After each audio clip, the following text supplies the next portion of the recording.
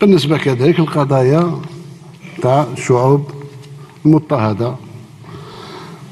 احنا قضية الصحراء في بعض الأحيان يلام علينا كأنها عنا فيها ضلع. احنا مع الحق.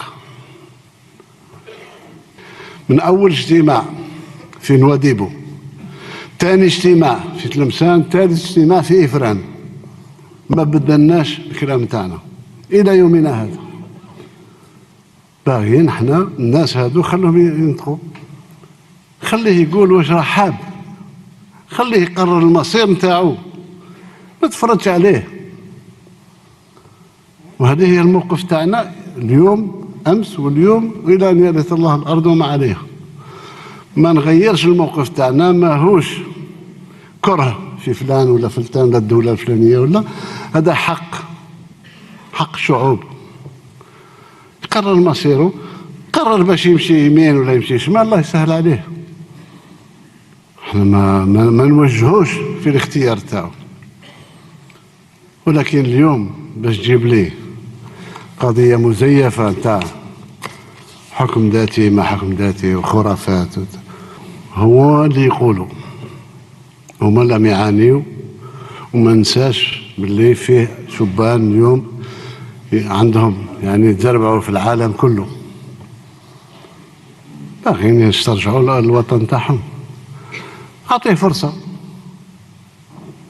لعل ولا عسى يمشي معاك. واش أنا عارف أنا، بيخليه ينطق هو يقول. لأن المبدأ هذا اللي هو مبدأ فرنسي، احنا عارفين باللي القضية هذه نتاع الحكم الذاتي ولدت في باريس، لم تولد لا في الرباط ولا في مراكش. ولدت في باريس ودافعوا عليها من وقت شيراك، من بعدها الرؤساء اللي تبعوه. معناه باللي الحكم الذاتي احنا في التعريف نتاعو معناه ان هاد الناس عندهم الاختيار بين المر والامر، ما عندهمش اختيار اخر. معناه باللي اعطاوك هاد الارض رسميا، واصبحت انت بكل يعني روح تسامح تخليه يدير الحكم الذاتي. لا، الارض ماشي نتاعك باش تحكم الحكم الذاتي ولا غير الحكم الذاتي.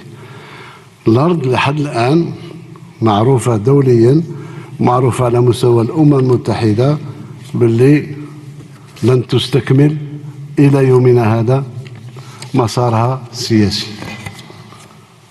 معروفه. والملف ماهوش موجود على طاولة الجمعيات الخيرية، موجود على مستوى طاولة مجلس الأمن، لجنة تصفية الاستعمار. احنا نحترم الشرعية الدولية، العالم كله يشهد. اللي معترف واللي ناكر شغلهم. من استقلالنا إلى يومنا هذا الجزائر عمرها ولا خرجت من الشرعية الدولية.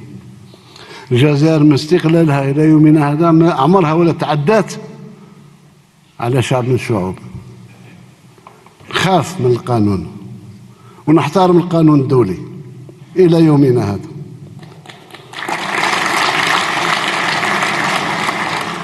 إذن اللي حب يحل المشكل يتفضل، خلي الاستفتاء تاع تقرير المصير.